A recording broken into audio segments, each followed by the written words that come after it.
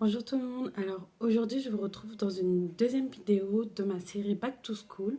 Alors si vous n'avez pas vu la première vidéo de ma série Back to School où je raconte, où je vous montre tout ce que j'ai dans mon sac, je vous invite à aller la voir. Je vous mettrai le lien ici ou bien dans tous les cas il sera dans la barre d'infos. Donc voilà, aujourd'hui je vais vous parler plus précisément de ce que je fais à l'école et je vais vous parler également de mon organisation. Donc voilà, pour celles qui ne le savent pas, je suis en prépa HEC, donc c'est-à-dire prépa économique. Et c'est en fait l'une des nombreuses filières qui permettent d'accéder en école de commerce. Donc ce qu'il faut savoir, c'est que pour aller en école de commerce, vous pouvez y aller de plusieurs manières. Vous pouvez soit y accéder directement en post-bac en passant les concours Sésame. Euh, Vous pouvez également y accéder via un BTS, n'importe lequel je crois, et ainsi qu'un DUT, mais il faut également passer des concours. Et il me semble que dans certaines facs, enfin dans certains IUT, euh, ce sont les premiers de la classe, donc en fonction des IUT, c'est les 5 premiers ou les 10 premiers de la classe, il me semble, euh, qui qui peuvent passer un meilleur concours, je crois, en école de commerce, quelque chose comme ça. Donc voilà, moi je vais vous parler aujourd'hui de ce que je fais. Donc je suis en prépa HEC. Maintenant, on n'appelle plus ça comme ça, on appelle ça prépa ECE.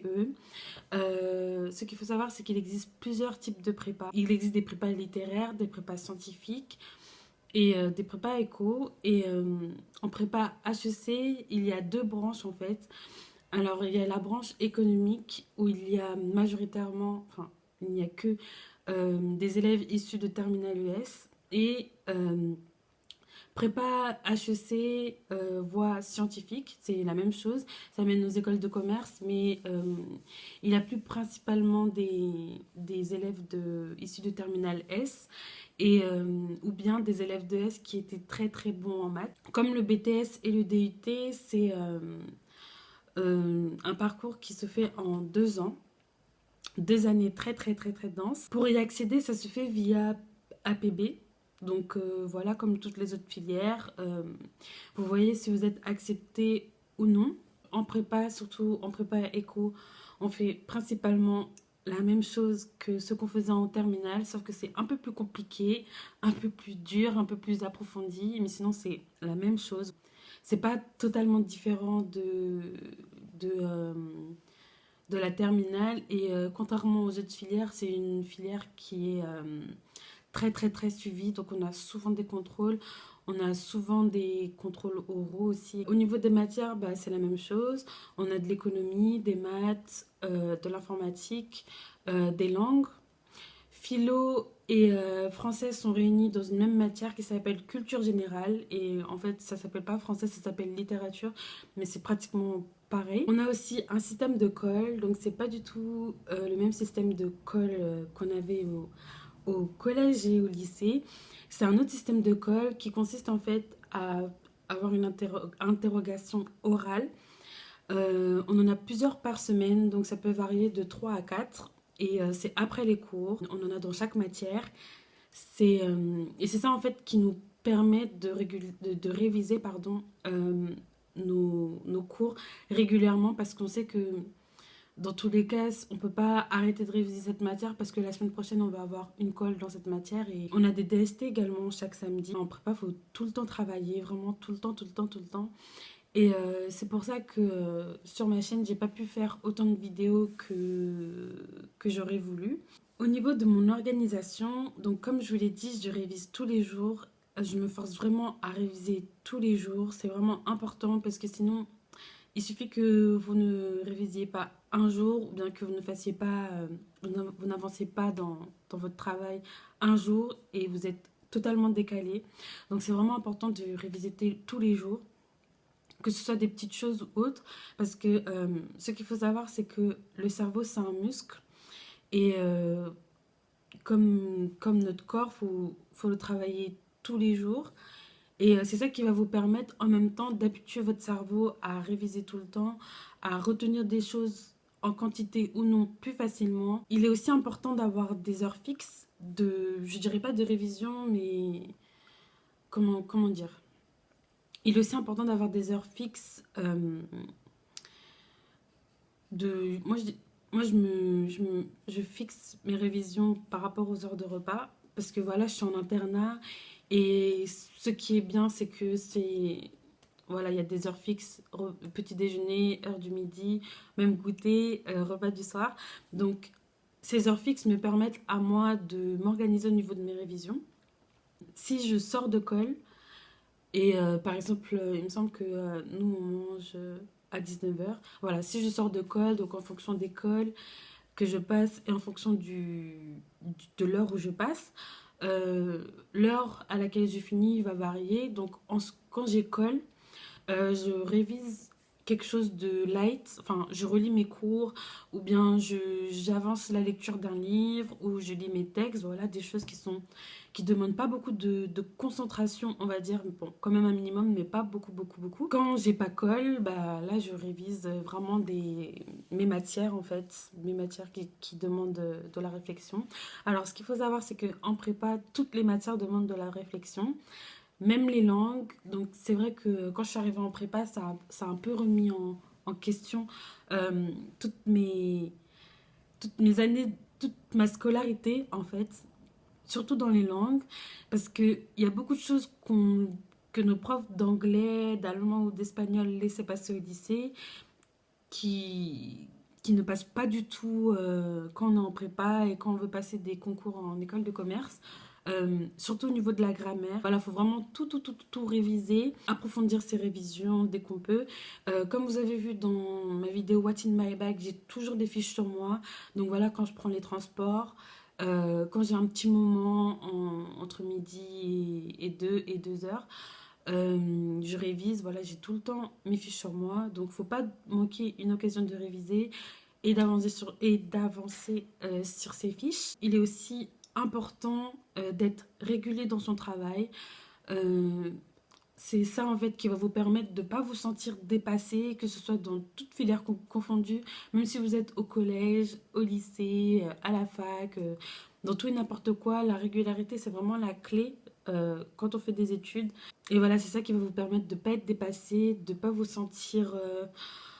voilà, je sais pas si ça vous est déjà arrivé, mais vous savez quand on voit plein de travail qui nous tombe d'un coup et qu'on ne sait pas par où commencer et pas... et que voilà, faut rendre tout vite. On se sent comme étouffé par le travail. Et voilà, c'est vrai que quand on est régulier, ça nous permet justement d'éviter ce genre d'événements, on va dire. Il est aussi très important de bien dormir. Donc c'est vrai que c'est quelque chose qu'on nous dit souvent. Et quand on nous le dit, on regarde les gens genre, nous, nous apprendre à bien dormir. Mais vraiment, surtout en prépa, c'est vraiment important de bien dormir. Parce que comme on a beaucoup de travail, on va souvent avoir le réflexe de se coucher tard. Et justement, c'est pas bien. C'est vraiment, vraiment pas bien. Euh, pour la petite anecdote, je l'ai déjà fait une fois. Parce qu'un jour, j'avais beaucoup de devoirs. Et je sais plus qu'est-ce que c'était précisément. J'avais un devoir à rendre pour le lendemain que j'avais déjà fait. Et je ne le retrouvais plus. Donc j'ai dû le refaire à la dernière minute. Et j'avais derrière toutes mes révisions que je devais déjà faire, que j'avais déjà à faire. Et donc du coup, j'ai fini de réviser à 4 heures du matin. Voilà, je m'étais préparé mon café. J'avais tout fini à 4 heures du mat. J'étais trop contente. Et en fait, ça m'a décalé dans toute ma semaine. J'étais fatiguée en cours. Je somnolais. Quand je finissais les cours, bah, j'avais plus la pêche pour réviser. Du coup, je dormais. Et ça m'a vraiment décalé. Donc voilà, quand on dit qu'il faut bien dormir, il faut vraiment bien dormir.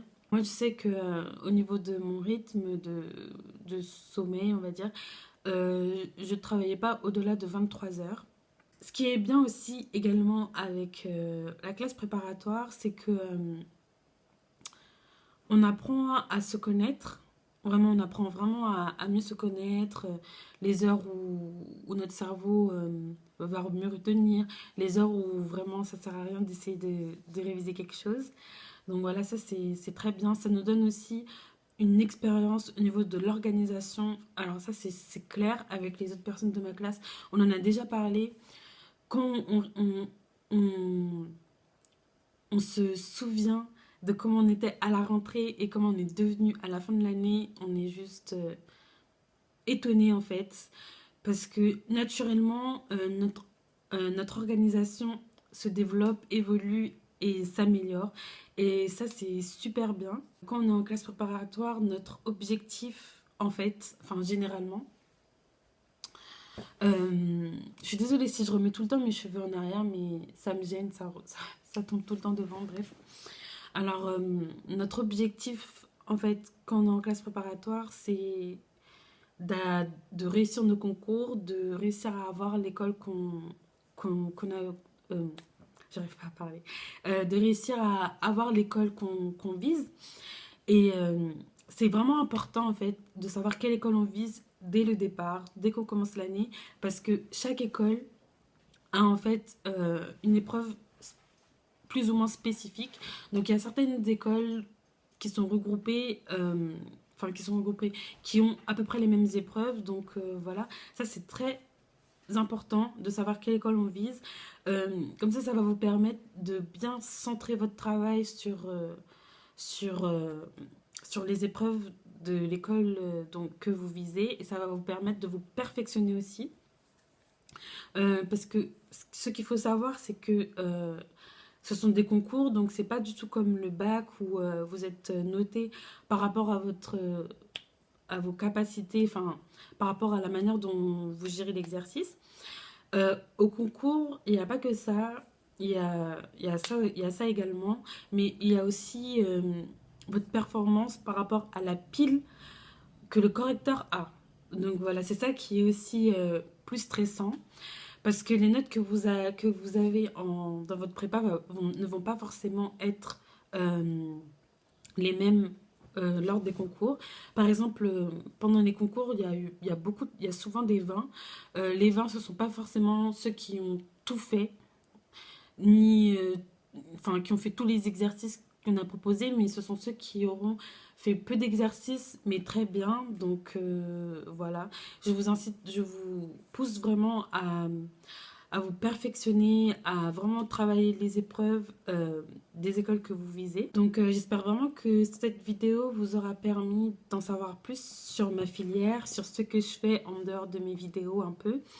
Et, euh, et vous permettra également, si vous ne connaissiez pas cette filière, vous permettra d'en savoir plus et pourquoi pas le faire. C'est vrai que si vous avez la possibilité de faire une prépa et si vous avez aussi la motivation, on va dire, de faire une prépa, c'est toujours un plus d'y aller, ne serait-ce qu'une année. C'est-à-dire vous pouvez tester une année et si vous n'aimez pas, vous pouvez aller autre part, faire autre chose. Donc, je vous retrouve très bientôt pour d'autres vidéos série Back to School. Je pense que la prochaine vidéo, ça va être soit sur le maquillage pour l'école ou bien un petit lookbook. Donc, je ne sais pas encore. Je vais voir. Et en attendant, je vous dis à bientôt. Salut!